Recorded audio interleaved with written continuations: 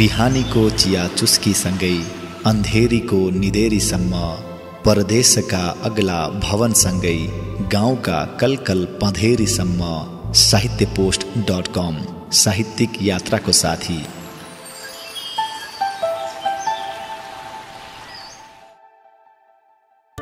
नमस्कार, अब सुन्दै हुनुहुन्छ कथा एक रात, लेख्नुभएको छ विश्वेश्वर प्रसाद कोइरालाज्यूले।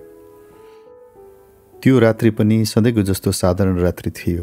अन्धकारमा मानिसको लोक थाकेर मरेको, चिसो जाडोले कठाङ्ग्रिएको, काजलको आकाशमा एकनाससँग सलमा सितारा झल्केका हेरिदिने कोही छैन। घर घरमा बत्ती निभेका छन्, ढोका झ्याल टम्म छन्। शून्य सडकमा खाँबामा बत्ती घोरिएर भुइँतिर हेरिरहेका छन् र तिनको टल्कोमा बन्न लागेको पातलो हुस्सु रात्रिको निश्वास जस्तो बत्ती मुनि झुन्डिएर अडिरहेको छ। निष्पट्ट शान्ति छ सहरमा। झन् जाडोले शान्तिलाई जमोठ जस्तो डल्लो पारेर अडाइदिएको छ। अरू जाडाका रात्रि सर नै त्यो रात्रि पनि थियो। जीवनको कार्यरतता एकदम थामिएर अडेको, मानव तमाम विश्व स्पन्दनहीन भएको छ। दरबारमा राजा रानी र अरू राजपरिवारका प्राणीहरू सुतेका थिए। मन्त्रीहरू र अरू ठुला ठुला कर्मचारीहरू सरकारी आवास स्थानहरूमा, पसले, जागिरिया, कृषक, गरिब, मध्यवित्तीय तथा धनी व्यक्तिहरू, नरनारी सबै, बालक, विद्यार्थी, ज्यामी, कामी आफ्ना घरमा सर्वहारा पार्टीका सत्तलमा जहाँ मुन्टु घुसार्ने ठाउँ पाए त्यहीँ सबै सुतेका थिए। रात्रि क्लबबाट छरिएका मोटरहरूको ठाउँ ठाउँमा आवाज र मोटरभित्र बसेका पुरुष र नारी कण्ठको हाँसो मिसिएको ध्वनि, सडकमै फुटपाथमा गोडा लतार्दै अझै आफ्नो घरको आश्रय पुग्न नसकेका, लुगै लुगाले सारा शरीरलाई बेरेर हिँडेका एक दुई मानिसहरू, कुनै कुनै घरबाट सुनिने बुढाहरूको भारी छातीको खोकी, साना नानीहरूको अचानक उठेको र त्यस्तै अचानक थामिएको क्रन्दन, कुनै कुनै झ्यालको कापबाट फुस्किएको ज्योति जसले भित्र बन्द कोठामा कुनै दाम्पत्यमा क्रय विक्रय प्रणयलाई सजिलो पारिरहेको थियो, आदि यस्तै साना साना चहल पहलका कुराहरूले मात्र यो सङ्केत दिन्थ्यो जीवन हठात मरेको थिएन, थामिया मात्र थियो, मृत्युवत निन्द्रामा। र झ्यालखानाको एक कुनामा एक तल्ले मुन्डा घरको कालकोठैमा एउटा किशोरलाई पनि अकस्मात झपक्क आँखा लागेछ र त्यसै गुडुल्किएर राडेको बिछोनामा सुतेछ, जाडोले एक डल्लो भएर हातलाई तिग्राका बीचमा घुसारेर। त्यसै बखत फलामे डन्डी भएको कोठरीको ढोकामा बाक्लो साङ्लो बज्यो। किशोरको तन्द्रा भङ्ग भयो। सोच्यो उनीहरू आए। बाहिर धेरै मानिसहरूको गोडाको आवाज खसाखुसुक सुन्यो र कर्कश शब्दका साथ फलामे डन्डीमा सिक्री रगडिएको पनि। भर्खर यसो उगेको मात्र थियो क्यारे, तर घडी कति छिटै बितेको। राति कमिसनर आएर सोधेका थिए के खान मन छ। उसले भनेको थियो टाउको हल्लाएर केही खान मन छैन। कमिसनर फेरि सोधेका थिए घरका मानिसहरूलाई केही भन्नु छ। उसले फेरि टाउको हल्लाएर भनेको थियो छैन केही भन्नु। फेरि कमिसनरले बडो कोमल स्वरमा अन्तिम बार सोधे तिम्रो अन्तिम इच्छा के छ, केही भन्नु छ। किशोर केही सचेत भयो र उसलाई लाग्यो कमिसनरको यो प्रश्नमा अन्तिम दिलचस्पी लिएर केही बोलिदिनै पर्छ, नत्र जीवनको केही टुङ्गो नलागे जस्तो हुनेछ। विसर्जन वाक्य त केही भन्नै पर्छ। उसले भन्यो तमाम किशोर युवकहरूको जीवनमा मानवीय मर्यादा र सुख सम्भव हुन जाओस्। कमिसनर मानव हडबडाएर उठे र उनले बडो अस्वाभाविक कण्ठमा भने ल भो भो। त्यसपछि फेरि फलामे ढोका लाग्यो। सिक्री बारमा रगडियो। बाक्लो तालचा मारियो र गोडाको आवाज बिस्तारै चिसो माटोमा विलिन हुँदै गयो। किशोर फेरि एक्लै भयो कोठामा। अन्तिम घडी आएछ। चटक्क चुडिने जीवनको कोमल हाँगोबाट हठात समाप्त हुनेछु र छैन बीच छुट्याउने एउटा पातलो रेखा, सायद खुकुरीको धारको या कुनै बटारिएको चिल्लो डोरीको। साधारण मृत्यु होइन यो, जसमा जीवन बिस्तार बिस्तार निप्दै जान्छ, बिलाउँदै बिलाउँदै जान्छ। कालगतिको सामान्य नियममा बाँधिएको मृत्यु त्यो होइन। न हो यो त्यस्तो अकस्मात मृत्यु जसको कि युद्धमा तातो गोली खाएर प्राण उडेको हुन्छ। सोच्दै नसोचेको गोली लाग्छ छातीमा अनि त्यही अकस्मातको आश्चर्यमा मान्छेको शरीर सेलाइहाल्छ। यहाँ त धेरै दिनदेखि पर्खिएको मृत्यु हो। यो झन् दरबारबाट मृत्युदण्डको पुष्टि भएपछि आज हुन्छ भोलि हुन्छ भन्दै औँलामा दिन गन्दै मृत्यु पर्खेर बसेको। कालगतिको नियमबाट आएन यो, न अकस्मात नै आयो। यहाँ त धेरै आयोजना भए थानामा, प्राइभेट न्याय गोष्ठीमा। दरबारमा खुब छलफल भए। ऐन ठेलीका निकै दफा झिकेर न्यायको व्याख्या भयो। अहिले पनि मृत्युका लागि यो बृहत आयोजना समाप्त भइसकेको छैन। बाँकी रहेको कागजमा अफिसरहरूको दस्तखत पर्दै होला, अन्तिम अर्डरहरू होलान्, खुकुरीमा सान लगाइँदै होला या डोरी तख्ताको व्यवस्था मिलाइँदै होला। तर त्यही पनि मृत्यु त हठात नै छ र छैनका बीच केवल आधा सास, मुटुको केवल आधा चर्काए। किशोरले घर सम्झ्यो, पहिले जस्तो भावनाले विभोर भएर होइन, एकदम अनुदिग्न भएर, मानव घरको दृश्य त्यो हेरिरहेको छ तस्बिरहरूमा।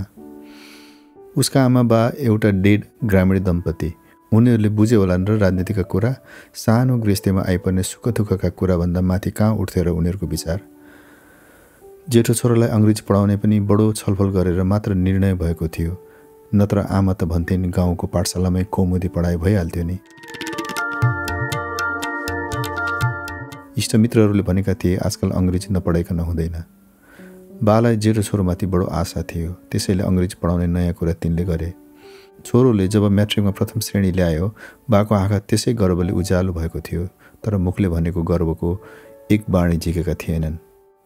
बरु गाउँवालाहरूले आफ्नो एउटा ठिटोले इज्जत कमाइदिएको हुनाले भने क्या बात, बालाई त मनग्गे पुगेको थियो। जेठो छोरोले त्यति अङ्ग्रेजी पढिहाल्यो, अब घर बसोस् र खेती हेरोस्। आमा पनि भन्थिन् अब यसलाई धेरै पढाउनु पर्दैन, घरमा दुईचा खान पुगिहालेको छ, नोकरी गर्नुपर्ने होइन, हेर कति दुब्लो भएको छ अङ्ग्रेजी पढ्दा। गाउँलेहरूले नै फेरि ढिपी गरे, यत्रो जेन भएको छोरालाई घरैमा तन्काएर राख्ने हो? पढ्छ, लेख्छ, काजी, मिनिस्टर, जज, बेरिस्टर हुन्छ, इज्जत थुपार्छ, यसले हामी सबैको। अनि आइए पढाउन हिन्दुस्तान पठाएको थियो। आमा त केही नबुझेर अन्ध वात्सल्यमा आँसु बगाइरहँदी होलिन्। बा भने आँसुलाई बलपूर्वक थाम्दै नरिवलको हुक्कामा तमाखुमाथि तमाखु तानेर पिँढीमा एकहोरो टोलाएर बसिरहँदा होलान्। सानो भाइ आफ्नो स्कुलमा राजनीतिका कुरा गर्दो हो र भन्दो हो नेपालमा प्रजातन्त्र ल्याउनुपर्छ, अनि एक्लै भएको बखतमा मलाई सम्झिँदो हो र सायद तकियामा मुन्टो गाडेर आँसुलाई पुस्दो हो। मेरो राजनैतिक इतिहासका मोटा मोटा किताबलाई पल्टाएर भन्थ्यो, दाई म कहिले पढ्छु यिनलाई। किशोरले बहिनीलाई सम्झायो, जसलाई ऊ बडो माया गर्थ्यो। बाहिरबाट छुट्टीमा आउँदा उसलाई एक जोर रङ्गीन सुती सलवार कुर्ता ल्याइदिएको थियो। घरमा उसले ठुलो आन्दोलन मचाएर बहिनीलाई यो भेषमा बाहिर निस्किन लगाएको थियो। बाले भने जेठोले के गरी हिँड्छ, नगरेको चलन। उसले बहिनीलाई राखेर भन्यो, बहिनी तिमीले पनि पढ्नुपर्छ, म तिमीलाई पढाउँछु। बहिनी बडो उत्साही बालिका थिए। उसले भने म पढ्छु दाइ, म पनि ठुलो हुन्छु, धेरै पढ्छु। अनि बडो मेहनत गर्न थालेकी थिए पढ्नमा। जहिले पनि कापी, किताब र कलम उसको हातमा हुन्थे र घरको कुनामा या आँपको गाछी मुनि ऊ घोप्टो परेर सुतेर पढ्थे। एउटा स्याल बडो धूर्त थियो। दाइ, धूर्त भनेको के भनेर किताबबाट मुन्टो झिकेर सुती कराएर सुत्ती। अनि अङ्ग्रेजी पनि पढ्न थाली, ABCD। आमा भन्थिन् छोरालाई के थरीको कुरा गर्न मन लाग्छ, म यहाँलाई अङ्ग्रेजी पढाउने रे। बिहा भएर पढाइका घर जाने छोरीलाई घरको काम सिकाउने कहाँ। आमा हाँस्थिन्। छोरीले कनीकुती गरेर पढेको देख्दा र कहिलेकाहीँ त्यहाँनिर बसेर उसले पढेको कथा सुन्थिन्। बहिनी भन्थे, आमा म बिहे गर्दिनँ। आमा भन्थिन्, के भनेकी रे बिहे गर्दिनस्? गर्दिनँ, देश सेवा गर्छु पढेर आमा, भन्थे बहिनी। त्यसपछि किशोरको बिहा भयो। सानी केटी आई दुलही भएर। उसले बालाई एक दुईचोटि भनेको थियो, बा अहिले बिहे गर्दिनँ, पढी सिद्ध्याउँछु। अनि बा आमा दुवैले बडो आग्रह गरेर भने, बुहारी हामीसँगै बस्छे, त पढ्न जालस्, के बिग्रिन्छ त्यसले। उसले त्यसमा जिद्दी गरेन। यद्यपि उसलाई मनमा नै लाग्थ्यो पढ्न सिद्ध्याएर आफ्नै गोडामा उभिने भएपछि बिहा भए असल। त्यसो हुनाले बा आमाको आज्ञा मानेर मात्र उसले बिहा गरेको थियो। आफ्नो बिहेमा उसलाई दिलचस्पी थिएन। तर बिहे गरेर जब उसले एउटी सानी केटीलाई घर लिएर आयो, उसलाई लाग्यो उसलाई म आफ्नो रूपमा ढाल्छु। दुलही बहिनी जत्री थिए। उसले भन्यो, यसलाई पनि पढाउँछु, लेखाउँछु र बाहिरको जगतमा अर्धाङ्गिनी बनाएर उपस्थित गर्छु। मेरो जीवनमा यो गाँसिन आई अनि बडो चाख लिन थालेको थियो आफ्नी सानी पत्नीमा। तर ऊ यति सानी थिए कि के कुरा गर्ने उसँग। ऊ बिरानो घरमा ऊ पनि चुपचाप लागेर बसिरहन्थे। केही सोध्यो भने आफ्ना ठुला आँखा उठाएर हेर्थे, तर बोल्न बडो गाह्रो मानेको जस्तो गर्थे। एक दिन किशोरले सोधेको थियो, राधा तिमीले घरमा लेख्न पढ्न सिकेको थियो कि थिएन? उसले आँखा उठाएर हेरेर मुन्टो मात्र हल्लाएकी थिए, यो भन्नलाई कि पढेकी छैन। त्यसपछि राति बसेर ऊ दुलहीलाई पढाउन थालेको थियो र उसले बहिनीलाई भनेको थियो, बहिनी भाउजूलाई पनि आफूले पढेको सिका न। एक दिन उसले दुलहीलाई भन्यो साँझतिर, राधा हिँड जाउँ घुम्न नदीतिर। यस्तो कुरा गाउँमा पहिले कहिले पनि भएको थिएन। राधाले छक्क परेर किशोरलाई हेरिरहे। किशोरले फेरि आग्रह गरेको थियो, हो नयाँ युगका अनुसार हामीले पनि हिँड्ने बानी गर्नुपर्छ राधा। अनि राधा खुसी भएकी जस्तै थिए, तर भन्न चाहिँ यति भने, तर मलाई लाज लाग्छ। त्यसरी राधासँग उसको प्रेम घनिष्ठतर हुँदै गएको थियो। कति सुधी लाटी छ राधा। यही बम काण्डभन्दा केही दिन पहिलेको कुरा। कलेजमा क्रान्तिकारी गोष्ठीले बम फ्याँकेर तानाशाहलाई अत्याउनुपर्छ र चेतावनी दिनुपर्छ भन्ने निर्णय गरेको थियो र किशोरले स्वेच्छाले यो काम आफ्नो जिम्मामा लिएको थियो। त्यसपछि बम लिएर घर आएको थियो। बेलुका उसले राधालाई भन्यो, हिँड जाउँ नदीतिर घुम्न। राधाले फेरि आफ्ना ठुला ठुला आँखा उठाएकी थिए र भनेकी थिए, लाज लाग्छ मलाई।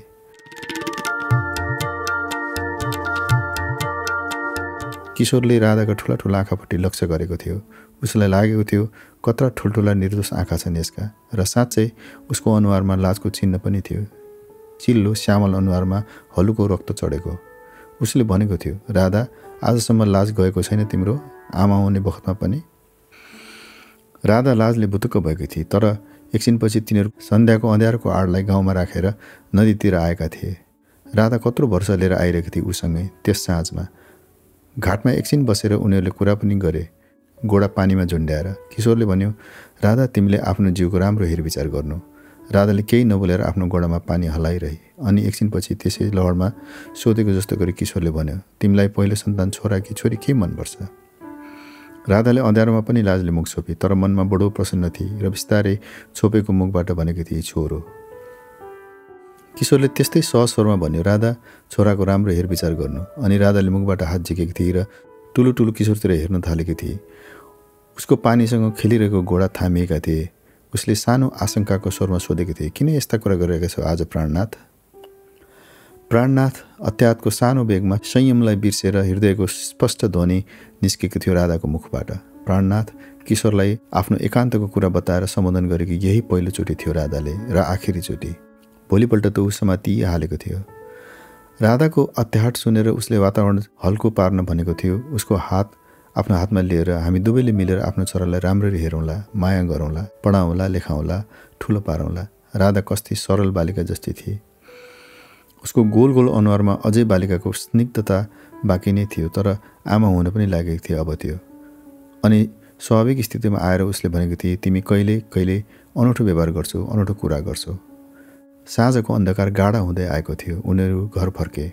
बाटामा राधाले आफ्नो दिदीको कुरा गरी, जसले छोरा पाउँदा राधा पनि थिए। दिदीको छोरो कस्तो राम्रो छ, धुतुमुने काखीभरि अटाउने लिइरहँ जस्तो लाग्छ, मुहाई खाइरहँ जस्तो लाग्छ। त्यही एकचोटि थियो जब राधाले आफ्नो मनका कुरा मात्रै गरेकी थिए, एकदम मुखरा भएर। थुनिएपछि उसले सुन्यो कि राधाले छोरो नै पाए। किशोरले राडीमा लेटी लेटी सुनिरह्यो जेलका विभिन्न ध्वनिहरू, जबकि ऊभन्दा उपर चढेको हुन्थ्यो। चौकीदारहरूको गर्जन, होसियार होसियार।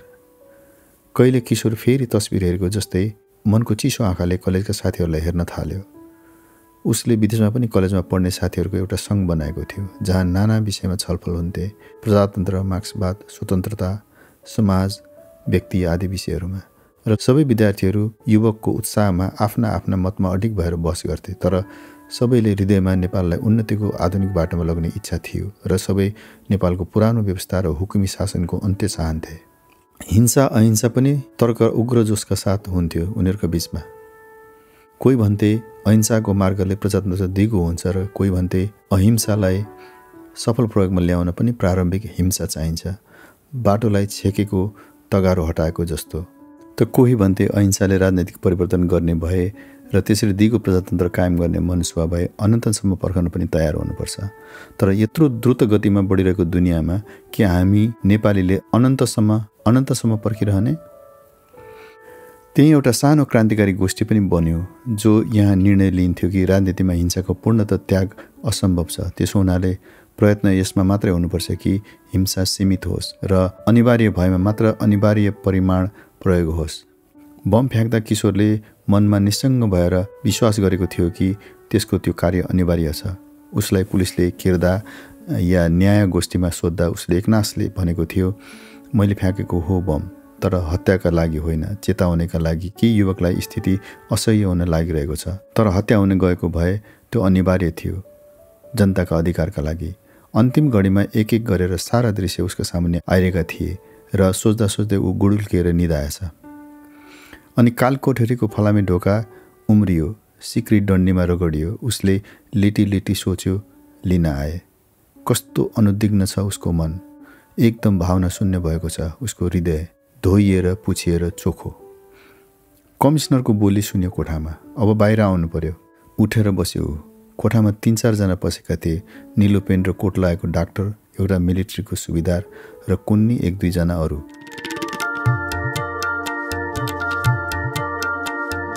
किशोरले कोठामा एकचोटि दृष्टिपात गर्यो। कोठाको अँध्यारो बाहिरको एउटा बल्बको प्रकाशले हटाइरहेको थियो। ढोकाको डन्डीको छाया एउटा भुइँमा सोझो, अर्को भित्तामा च्याप्टो र बाङ्गिएको परिरहेको थियो।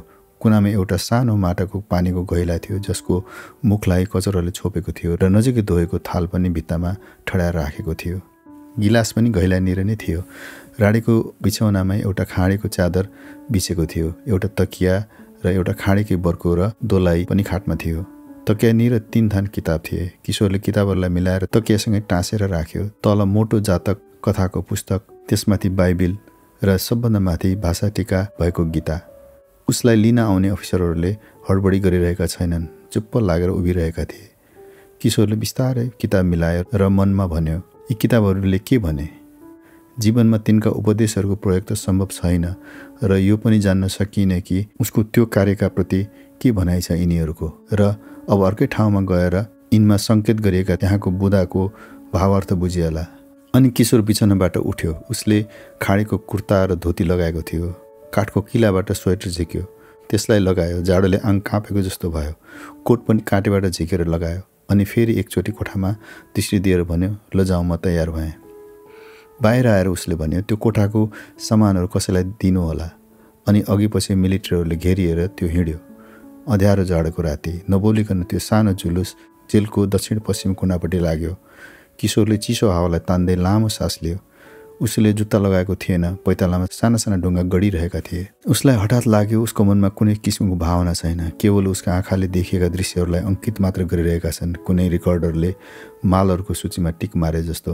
शरीरले जाडो अनुभव गरिरहेको थियो र त्यसबाट उसले सम्झ्यो कि यो माघ महिना हो। गोडाले कङ्कड गढेको अनुभव पनि गर्यो। बस त्यति।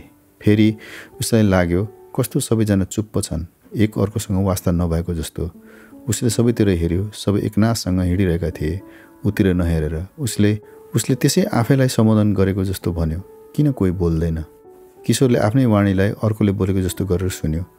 कमिसनरको मसिनो बोली पो सुन्यो। भनेको माननौ, माफी माग भनेको के गर्नु, आफ्नो ड्युटी गर्नै पर्ने भयो। किशोरले मुस्कुरायो, भन्यो, मलाई पनि लागिरहेछ, म पनि ड्युटी गर्न गइरहेको छु। किशोरलाई लाग्यो उसले मुस्कुराएको कुनै ठुलो व्यङ्ग्यको बोधले होइन। उसलाई ठुल्ठुला कुरा कहाँ आइरहेका थिए र त्यस समयमा त्यही क्षणका कुरामा मात्र उसको ध्यान थियो र उसको शरीरले पाउन थालेको अनुभव पनि त्यही क्षणसँग सम्बन्ध राख्थे। फेरि त्यो जुलुस शान्त भएर हिँडिरह्यो।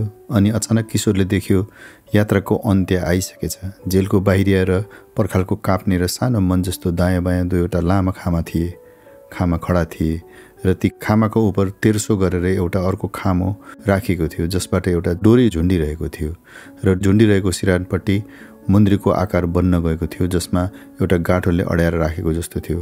मञ्चमा एउटा अग्लो मोटो मानिस सुरुवाल र कालो स्वेटर मात्र लगाएर उभिरहेको थियो। तल पहिलेदेखि नै एउटा सानो डफा सिपाहीहरूको पर्खिरहेको थियो। मञ्चनेर पुगेर त्यो सानो जुलुस टप्प अड्यो। किशोरले मञ्चको 2 खुड्किलो सिँढीका सामुन्ने आफूलाई पायो। उसलाई लागेन कसैलाई केही भने, तर प्रयासहीन त्यसका घुँडा त्यसमा उक्लिँदै चढे। चारैतिर निष्पट्ट शान्ति थियो। टाढा कुनै दरबारको कुकुरको बाक्लो भुकाइले झन् त्यहाँको निस्तब्धतालाई घनीभूत पारिरहेको थियो। अन्धकार पनि आकाशमा निविष्ट, केवल मञ्चनी र पर्खालमा लागेको बिजुलीको प्रकाशद्वारा बन्न गएको एउटा उज्यालो केन्द्र। किशोरले मञ्चमाथि चढेर तल हेऱ्यो। उसलाई लाग्यो उसको मस्तिष्क एकदम स्पष्ट भएको छ, जसले त्यस क्षणका तमाम दृश्यलाई राम्ररी अङ्कित गर्दै गइरहेको छ, एउटा क्यामेराको मसिन जस्तो। तल मञ्चमा अर्धवृत्त बनाएर अफिसर र मिलिट्रीका मानिसहरू उभिरहेका थिए। उसले एक एक गरेर सबैलाई हेऱ्यो। सबै नबोलेर मुन्टो तल निहुराएर उभिरहेका थिए। डाक्टर, कमिसनर, सुबेदार प्रभृति। उसले डाक्टरको पहिरनलाई लक्ष्य गर्यो। गाढा निलो पेन्ट र हलुको कालो रङको कोट उसले लगाएको थियो। कमिसनरको कोगती टोपी तलको निधारमा दिनभरि चन्दन टिका जस्ताको तस्तै थियो। सुबेदारले लगाएको ग्रेट कोट र काने टोपीको रङमा भएको फरकपट्टि पनि किशोरको ध्यान गयो। उसलाई लाग्यो कस्तो आश्चर्य कि अन्तिम बेलामा उसलाई यी साना साना कुराहरूको मात्र ध्यान आइरहेको छ। उसको गोडामा डोरीको छाद हाल्न लाग्दा उसले यसो निहुराएर हेऱ्यो। मञ्चमाथिको कालो स्वेटर लगाउने मोटो अग्लो मानिसले स्वास गर्दै झुकेर उसको दुवै गोडालाई जोरेर गोलीगाँठा निर बाँधिरहेको थियो। उसले गोडा कसिएको गाँठोले किचेको पनि बोध गर्यो र पैतालाले खस्रो फ्ल्यागको अनुभव। त्यसपछि घुँडानेर अर्को छाद हाल्यो। त्यहाँ पनि डोरीले छालालाई किचेर दुखाए जस्तो किशोरलाई लाग्यो। एकदम शान्तिमा यी सब क्रिया भइरहेका थिए। केवल किशोरको मन र शरीर अत्यन्त चनाखो भएर यी सबै कुरालाई स्पष्ट किसिमले टिपिरहेका थिए। कालो स्वेटर लाउने मानिसले उसको टाँक फुकाल्न लाग्दा उसको मुखको गन्ध किशोरको घाँटीमा लाग्न गएको थियो। भावना शून्य भएर किशोरले मनमनै भन्यो, यो के भएको? किन ममा केही भावना आउँदैन? मन र शरीरले अनुभव मात्रै गरिरहेको छ तत्क्षणका अर्थहीन क्रियाहरूको। कोट फुकालेपछि उसको हातलाई पनि पछिल्तिर लगेर बाँधिदिन थालेको उसले थाहा पायो। कोट नभएको शरीरले बाहिरको चिसो अनुभव गर्यो। शरीरमा ठन्डाले एउटा हल्का सिहरन ल्यायो। उसले टाउको उठाएर आकाशतिर हेऱ्यो। आकाश गहिरो, कालो र चिसो। तिनमा असङ्ख्य नक्षत्र असाधारण ज्योतिले टिलपिल गरिरहेका थिए। उसलाई लाग्यो ती नक्षत्र ठुला ठुला हिराका टुक्रा हुन्। अनि झल्यास राधालाई सम्झ्यो, आकाश जस्तै गहिरो, कालो स्निग्ध अनुहारलाई, उसको सुदो अनुहारलाई टल्किने दुई आँखालाई। उसलाई लाग्यो ऊ देखिरहेको छ। उसले सम्झ्यो राधा आमा भएकी छ, छोरो कस्तो होला। आकाशमा ठुलो चमकसँग उदाएको शुक्र तारालाई उसले एकछिनसम्म हेरिरह्यो र मनको कुरामा सधैँको अनुभव जस्तो गरेर उसलाई लाग्यो अब अरुणोदय हुन्छ अनि सूर्योदय। त्यसै बखतमा पछिल्लोतिरबाट उसको टाउकोमा कालो खोल लगाइदिए। उसको घाँटी ठाडै उठेको थियो। तत्क्षण उसलाई लाग्यो एउटा चिसो डोरी माला जस्तो उसको तानिएको घाँटीमा पर्यो र यसलाई अनुभव गर्दा गर्दै उसलाई लाग्यो पैतालाको खस्रो फ्ल्याग सर्यो र कसैले बेहद शक्तिले उसको घाँटीलाई तान्यो। त्यसपछि एउटा युवकको मृत शरीर बिहान पख आकाशमा हल्लियो। सबैले मुन्टो निहुराए। सुबेदारले त्यही जेलको अर्कोपट्टिको उनीहरूको अस्थायी शिविरमा आफ्ना मानिसलाई मार्च गराउँदै फर्काएर ल्यायो। त्यही कामका लागि डिटेल भएर उनीहरू आएका थिए। एउटा ठुलो हरियो पाल गाडेर हिजोदेखि उनीहरू जेलमा बस्न आएका थिए।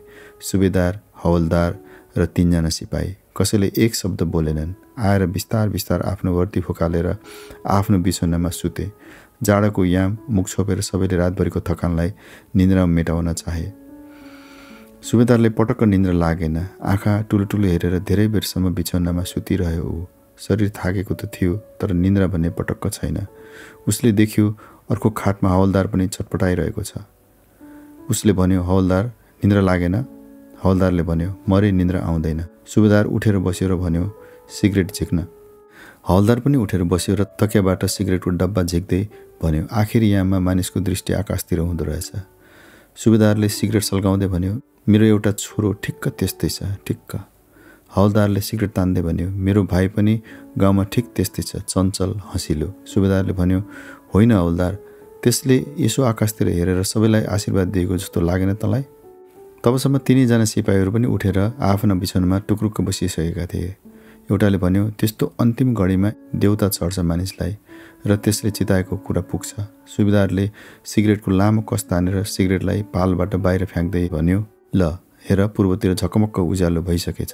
उता डाक्टर कमिसनरको जिपमा आफ्नो घरमा फर्केर आयो। उसको शरीर लगलग काँपिरहेको थियो। लाग्यो कस्तो जाडो आज राति। ऊ बिस्तारै आफ्नो कोठामा पस्यो। दुलै बिछोनामा सुतिरहेकी थिए। उसले आफ्नो लुगा फुकाल्यो र बाथरुममा गएर हात धुन थाल्यो। धाराको शब्दले दुलैको निन्द्रा टुट्यो। उसले भनी, यति अबेर के गरेको, कहाँ गएका थियौ? डाक्टर सुत्ने कोठामा आएर बिछोनामा पस्यो। दुलैले सरेर उसलाई ठाउँ बनाइदिए। उसको देहसँग टाँसिँदा उसले भनी, कस्तो चिसो शरीर तिम्रो। डाक्टर नबोली धरिनतिर हेरेर बसिरह्यो। दुलैले भनी, किन नसुतेको? र एकछिनपछि डाक्टरले अनौठो व्यवहार देखेर फेरि भनी, के भयो तिमीलाई? कहाँ गएका थियौ? भन भन भन न। डाक्टरले सुस्तरी भन्यो, नभन्नु है, मेरो मासु खाने छोराहरूलाई। त्यही ठिटोलाई फाँसी दिलाउन जानु परेको थियो, नभनेस् है छोराहरूलाई। दुलैको मुखबाट केवल हाय भन्ने शब्द निस्क्यो र उसले आफ्नो हत्केलाले मुख छोपी। रात बितिसकेको थियो।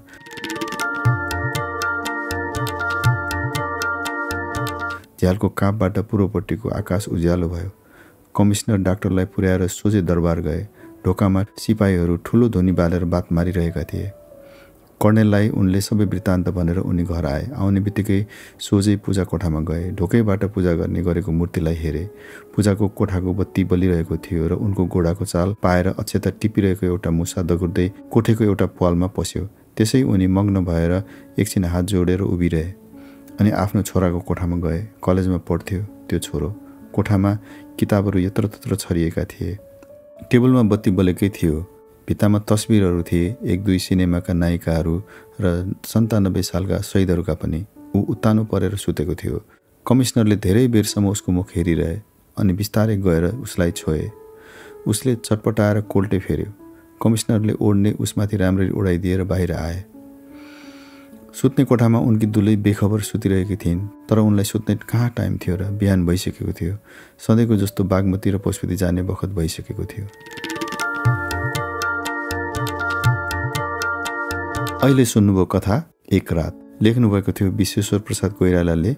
यो कथा विश्वेश्वर प्रसाद कोइरालाको श्वेत भैरवी कथा सङ्ग्रहबाट लिइएको हो।